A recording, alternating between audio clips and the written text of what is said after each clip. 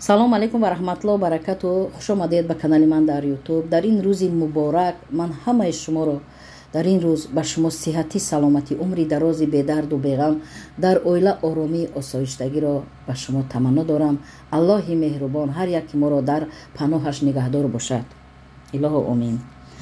бадтар зиёд инсонҳо савол медиҳанд, шабу рӯз савол медиҳанд ки дар бораи он навигариҳо, қонунҳо, тағйиротҳое ки масалан то 5 феврали 2025 сол рӯй медиҳанд, оиди беҳуҷҷатҳо, оиди масалан регистратсия надоштагиҳо, патент надоштагиҳо ва бисёр саволҳои гуногун аст. барои ҳамин ман тасмим гирифтам ки ба саволе ки оиди рӯзи ҷумъа ба ман савол доданд, яъне рӯзи ҷумъа чӣ хусусиятҳо дорад, ман аввал ба ин савол ҷавоб медиҳам, баъдан бо каме вақт шавад ба он саволҳое ки ба ман додаанд, оиди тағйирот, иловаҳо, қонунҳо, ман насиб бошад баъди ин вақт шавад ба саволи шумо ҷавоб медиҳам. имрӯз ки рӯзи ҷумъа аст, ман ҳатман ба ин савол кӯшиш мекунам ки аввалин дар навбати аввал ҳамаи корамро монда як тараф ба ҳамин савол ҷавоб гардонам, то ки зиёд инсонҳо мехоҳанд ки хусусияти рӯзи ҷумъаро бисёртар ва чуқуртар бифаҳманд ва ман аз ин ҳам савоби калоне мегирам. рӯзи ҷумъа чӣ рӯз аст? ва баъзеҳо дар телефонҳо смайли равон мекунанд, гапу сухану дигару дигар. масалан ин як вақти қимати инсонро мегирад. бовар мекунед, аз вай дида як калимаи масалан хуби як масалан аз дохили қуръон ба мардум пешниҳод кунам ки рӯзи ҷумъа чӣ хусусият дорад, дар ин рӯзи ҷумъа чӣ буд, чӣ шуд. аз он смайлик ягон фоида нест, фақат вақти қимати шуморо мегирад. ба хотири ҳамин гуфтаниам ки баъзе душманони дини ислом анами хел картинкаҳоро, смайликҳоро зиёд пешниҳод мекунанд ки то ки мардуми мусалмонро дар ин рӯзи ҷумъа гумроҳ кунанд. рӯзи ҷумъа рӯзи ибодат аст, рӯзи бисёртар сураи қаҳвро хондан аст, бисёртар мутолиаи қуръон аст, бисёртар намозҳо хондан аст рӯзи ҷумъа.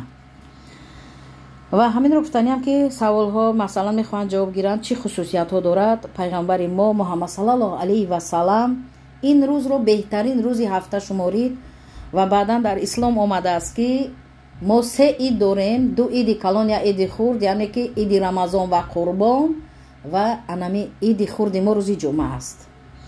барои ҳамин пайғамбари мо гуфтааст ки дар ин рӯзи ҷумъа одам, ҳазрати одам алайҳи салом ба дунё омадааст, яъне таваллуд шудааст.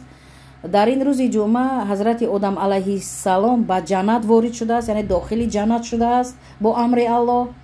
ва дар ин рӯзи ҷумъа яъне бо амри аллоҳ, бо сабабҳое ки бояд ҳамагон бидонанд, ҳазрати одам алайҳи салом аз ҷаннат, аз биҳишт ронда шудааст дар ҳамин рӯзи ҷумъа. ва ғайри ин муҳаммад саллаллоҳу алайҳи васалам гуфтааст ки дар рӯзи ҷумъа қиёмат қоим мегардад. ана рӯзи ҷумъа чӣ хусусиятҳо дорад? мо бояд инро бисёртар бо мутолиа кунему фаҳмем. ва ғайри ин ҳадис аст, ҳадиси саҳеҳ аст ки гуфта шудааст аз ҷониби аллоҳ ба муҳаммад саллаллоҳу алайҳи васалам ки умматонат бояд бидонанд ки нафаре ки се намози ҷумъаро бесабаб ба намози ҷумъа намеравад, яъне ки ба масҷид намерад, дар омад дар ҷомеа намехонад, ба дили он шахсият аллоҳи ягона муҳр мезанад. муҳр чи аст? печат аст. аллоҳ анаму бандаашро ки мебинад се намози ҷумъа ба масҷид намеравад, дар дилаш муҳр мезанад. вақте аллоҳ дар дили ӯ муҳр зад, вай дигар имон надорад, инсоф надорад, меҳру муҳаббат надорад, раҳм надорад ва зиндагии хуше надорад ва хушбахт ҳам намешавад дар дунё.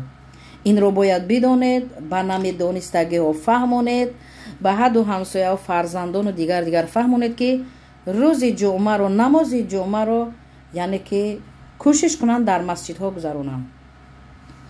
ғайри гуфтаниам нафароне ки дар макка ва мадина ҳастанд, ҳатман инро бидонанд ки рӯзи ҷумъа зиёд одам мешавад. агар ҳамин рӯзро бомдодро хонанд, аз дохили ҳамун макка мадина набароянд, хубтар аст ки ҷой мегиранд ва намози ҷумъаро дар ҳамун дохили макка ва мадина дар ҷои асосӣ, дар кӯчаҳони дар ҷои асосӣ мехонанд.